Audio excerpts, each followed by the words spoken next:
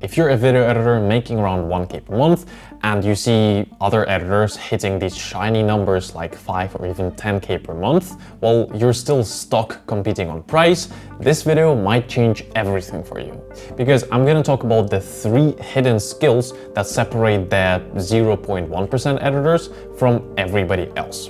And here's the truth, it's not learning Blender or mastering this new After Effects technique. Majority of editors don't even realize that these skills exist. But once you master them, clients start seeing you as irreplaceable, because you are, and that's when you can start charging the big bucks. I've been editing for over 4 years now, and honestly, after the first 2, I was absolutely nowhere. Making 600 per month, not having the clients I wanted, and not charging the prices I knew I deserved. But then it changed fast. Only a year later, I was swimming in clients, working on videos I actually was passionate about, and raised my prices to up to $2,000 per video. Obviously, a lot of things went into this transformation, but today I want to share the advanced stuff nobody talks about that actually works. The stuff that gets results for your clients, makes you irreplaceable, and enables you to stop competing on price. Okay, starting off with a banger that will literally improve your editing immediately. Think about it, who are you really editing videos for? Is it your clients or your editor friends? Well, both matter, but in reality, the final judge of your work is the viewer. Which means that we should optimize our editing for the viewer experience as much as possible. The better the viewer experience is, the more views the video gets, the more money your client makes, the higher rate you can charge. But here's the tricky part. We as editors are the complete opposite of viewers. We rewatch the video hundreds of times, the viewer watches it only once. We have the timeline open and we know exactly what's about to happen. The viewer sees only the final result and has no idea what's coming later in the video. We have all this knowledge about the client, their story, their content, their topic in their videos, but the viewer honestly has no clue about any of that. See the discrepancy here. The person we're really editing our videos for has a totally different perspective to us. So the first hidden untapped skill to succeed as a video editor is being able to adopt the viewer's perspective. Last week, one of the editors I'm coaching sent his edit for me to review. And don't get me wrong, the edit itself was good. Visuals looked nice, pacing felt good, but the issue was that the first 10 seconds of the video made sense only if you were familiar with the creator and you knew what was coming later in the video. No matter how crisp the visuals are or how nice the pacing is, people will click off if the video doesn't make sense.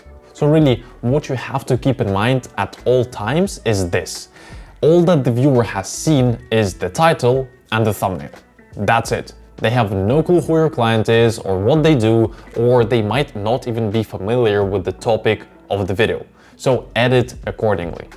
Another huge thing is digestibility and boringness of the video.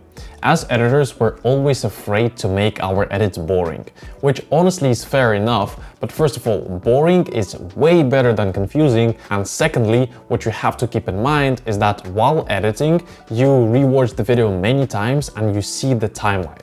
So you know what's coming in the video, when one scene will change to another one, and what that second scene will be about. The viewer knows none of this stuff. Every time something new happens on screen, for the viewer it's actually new, and they need an extra second to observe it. On top of that, they're listening to the voiceover and trying to understand what the video is about. We as editors never do that, which is another reason why videos might seem more boring to you than to the viewer.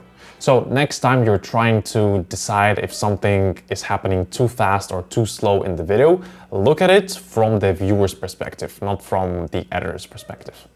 All right, on to the next banger, and this one is actually linked to the third skill as well because they work the best when used together. So I'll cut straight to the chase here. The second untapped 10K per month video editing skill is attention to detail. And you've surely heard editors say that clients or viewers aren't gonna notice the small details. And honestly, those editors are either broke themselves or are trying to keep the competition low. Personally, I attribute a huge part of my success in video editing to attention to detail, or honestly, sometimes it was even perfectionism.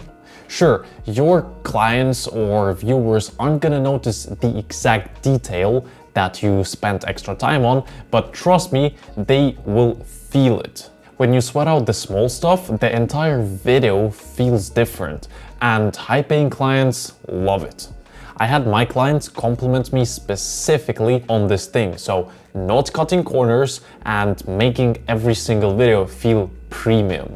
That comes only from attention to detail and just adopting this mindset of everything that you put your name on has to be done to the highest standard. But there is a fine line between perfectionism that improves your editing and perfectionism that makes you miss deadlines and burn out. Usually this bad stuff happens when editors not follow a proper workflow. Bad perfectionism is when you have 2 hours of footage left to cut, but you spend 3 days perfecting this 5-second animation for the intro. The rule to follow here is work in layers. So first you do the rough cut, and only then you refine it to make the video flow nicely by paying attention to detail.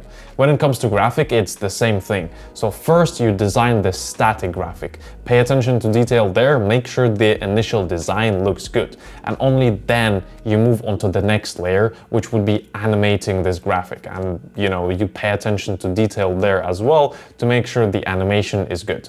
Now remember how I told you that this skill stacks really well with the third skill I'm about to reveal? Well, that's true because the problem with paying attention to detail is that you just might not see the details that you should pay attention to.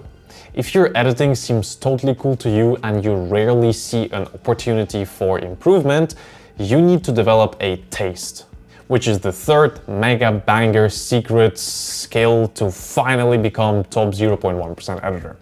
It's developing a taste and this ability to critically judge your work.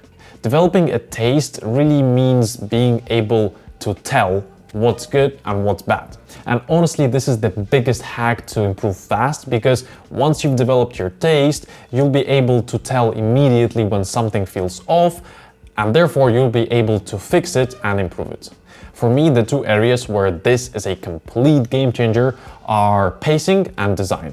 For pacing, it's mainly being able to tell if the rate of speech in the video is natural and if stuff that's happening in the video too fast or too slow. Once you have the skill of taste and critical judgment, you'll be able to watch the video back and immediately tell that a silence should be half a second longer to make it more impactful, or that a graphic should come on screen half a second earlier so that the viewer has more time to observe it. For design, once you've developed your taste, you'll be able to immediately see when something is off, when the font doesn't fit, or when the colors don't look great together, or when the elements are misaligned a little bit. And this is super helpful because you're going to be able to avoid all these mistakes in your work easily. So how do you actually develop your own taste? My biggest hack here is to stop consuming and start observing. Especially with design, because design is everywhere. And once you start paying attention to it, you'll be able to notice very interesting things. Yesterday, for example, I saw this guy in a red t-shirt with dark gray text on it. Usually this combo would look shit, but that t-shirt looked good, which is why it caught my attention. And the reason it looked good is because they used this blocky, bold font, desaturated and made the red a bit less bright than 100% red, and made the text not 100% black, but this a bit dark grayish of black.